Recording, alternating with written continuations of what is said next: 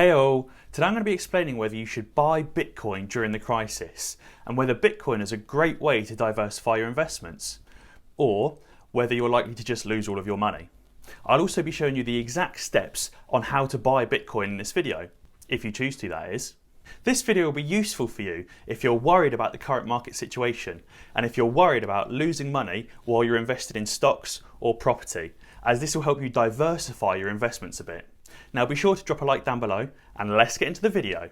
So firstly, let's talk a bit about what Bitcoin actually is. So Bitcoin is ultimately a virtual currency. And I say virtually because you can't buy it in a tangible form. It doesn't come in note form or coin form or even block or bullion form. But Bitcoin is actually a bit more than that. It's actually a decentralized currency as well. And what I mean by decentralized is that it's not controlled or issued by a government. For example, with the British pound, it's issued by the UK government, and there's always a trace of the money that goes from the bank to person X to person Y and so on and so forth. And this is the same with all currencies really in the world, such as the US dollar, on the Australian dollar, and all others really, in the sense that they're actually issued and controlled by someone. But on the other hand, Bitcoin isn't controlled, issued or created by someone. Bitcoin is created by a self-generated code. This code is searched or mined by people, and a Bitcoin is created when it's found in the code. This code also gets more and more complex each time a Bitcoin is found. So technically it's a finite resource, because eventually the code will become so complex that it will be impossible to find any more Bitcoins. So I guess in that sense it's more similar to diamond or gold or silver or a different kind of resource like that, because no one can print or create more of it. And actually this printing of currencies, or printing of anything or creation of anything really, can dilute the value and the rarity of them. And that's why Bitcoin won't ever really lose its value, because you can't lose or create more Bitcoins, so it won't ever become diluted or lose its rarity. Bitcoin is also quite different and unique because you don't need a third party to hold the Bitcoins for you or make transactions on your behalf. For example, you don't need to instruct a bank to pay person Y from your account. You can obviously just send it directly to them. So to do this, you just send your Bitcoins onto the blockchain, which is like an electric network. And there it receives a number of verifications to prove that the Bitcoin is real, the sender's address is real, the receiver's address is real, and that nothing's been changed or altered. And then once it's received those verifications, it gets delivered to the receiver. Now some of you might be asking, why does Bitcoin actually have a value? And for that I think you need to look at it from a different perspective.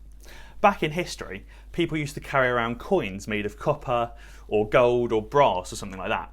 And you could actually change the value of these by making these coins bigger and smaller. For example, a big coin is going to be worth twice as much as a smaller coin.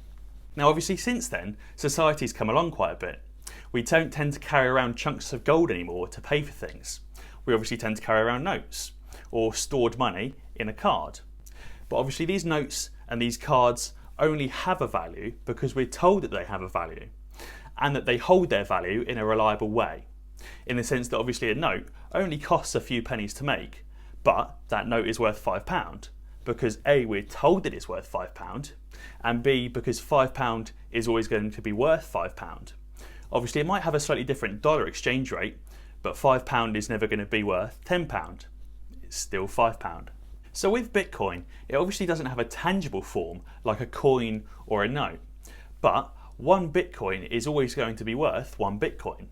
Now I suppose the main difference is that because there's no one person or a government controlling the Bitcoin, it means that we as investors set the value ourselves. And that's why it tends to be a little bit more volatile, because there's no one person or body that can print more of that currency or take some out of circulation to kind of balance the volatility. And that's why I suppose it's also similar to gold or silver, because the value of it kind of just changes depending on how people feel towards it, not necessarily what people are told about it. But it does have a bunch of other benefits that I've kind of touched on already, such as it being a finite resource, or not needing third-party intervention, and the fact that more can't be printed and your value of it diluted. Bitcoins also can't be faked or counterfeited as well. So because of this, why might Bitcoin be a good investment? And I suppose really it's a good investment because it can diversify your investments. But what do I mean by that? So at the moment, because of the current crisis, a lot of businesses are really struggling, and that means that they're not making as much profit or turning over as much revenue. This is causing the value of those stocks to fall because the company just isn't worth as much. And that's why it might not be a great time to hold a large portion of your savings in stocks.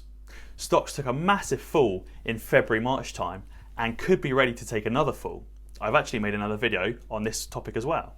Similarly, it might not be a great time to hold a large portion of your savings in property because we could be right on the edge of a housing market crash. And I've also made another video on this topic.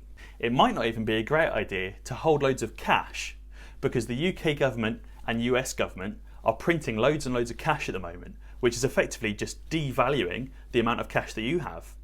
Also, some countries might struggle more than others, and that means that your British pounds might not be worth as many dollars in the future, and therefore your currency is worth even less. Therefore, you need something that isn't really too heavily impacted by the current crisis. That's why a lot of investors are turning towards gold and silver, because those aren't going to be too heavily impacted. For example, gold isn't exactly going to evaporate, and silver isn't exactly going to burst into flames because of the virus. Therefore, these are great ways to diversify your investments. But gold and silver are very heavily in demand at the moment, and the prices have been skyrocketing to try and get your hands on some. And that's why another great option could be Bitcoin, because Bitcoin also isn't heavily influenced by the virus either. And Bitcoin's a bit more convertible as well. In a sense, if you hold some gold bullions or gold stocks, you have to sell those to be able to pay for something. Whereas a lot of shops and companies are accepting payment directly from Bitcoin. It's also really secure because your Bitcoins get placed into an online wallet and you get given a private key or a password to be able to access them. So obviously, if you're holding gold in your house or holding gold in a stock trading account, your house could get broken into and it could be stolen. Or if you use a really easy to guess password, your trading account could be hacked. If you've enjoyed the video so far, please leave a comment below letting me know what you think about Bitcoin. So what are the risks of Bitcoin? And the main risk is volatility. Because Bitcoin is fairly new and isn't universally accepted, the exchange rate of it can vary quite a bit. At the time of making this video, one Bitcoin is worth $9,677.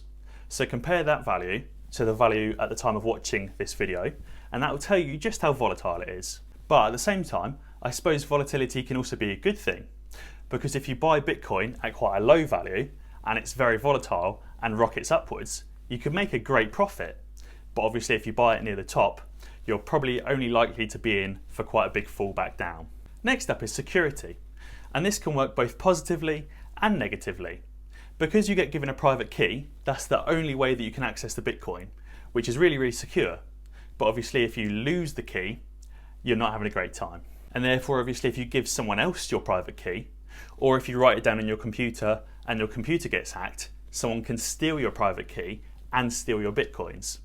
So it's probably worth writing it down on paper and keeping it somewhere secure that you'll remember where it is and won't lose it. But I suppose you kind of run this same risk with money or with stocks. At the end of the day, a bank could fail and you could lose all your money. Or the company pinned to the stock that you own could collapse and therefore your stock would be worthless. What I'm trying to get at is that there's always some kind of risk when you're investing. You could definitely lose all your money. It's definitely a possibility. Now, some of you might be asking, okay then, how can I buy some Bitcoin? And that depends on what you want to do with it really, because there's a number of different ways that you can buy some. If you literally just want to buy the Bitcoin and hold it, you can do this through a stock trading app if you wanted, like Robinhood or eToro or Plus 500 or just any other kind of stock trading app. But obviously if you want to buy the Bitcoin and hold it in a wallet and potentially even use it to buy something with or send it to someone, you're probably best using a platform like Coinbase. Coinbase is really good as well because it's insured up to $250,000. So obviously if it gets stolen, you can get your Bitcoins back, which is kind of similar to UK banks. And UK banks are insured up to £75,000. Now, if you actually wanted to trade different cryptocurrencies or Bitcoins, you could use a platform like Binance or BitMEX. And these are really good for trading platforms, and they also come with different graphs, and you can even use leverage. I think BitMEX allows you to use up to 100 times leverage, and Binance allows you to use up to 4 times leverage, I think. So let's go through an example using Coinbase. And Coinbase is actually the platform that I use to purchase my Bitcoin. I'll leave a link down below in the description where both of us can get $10 worth of Bitcoin if you purchase $100. So you'll want to head over to the Coinbase website. You'll then want to fill in your email and click on Get Started. You'll also need to enter your first and last name and a password.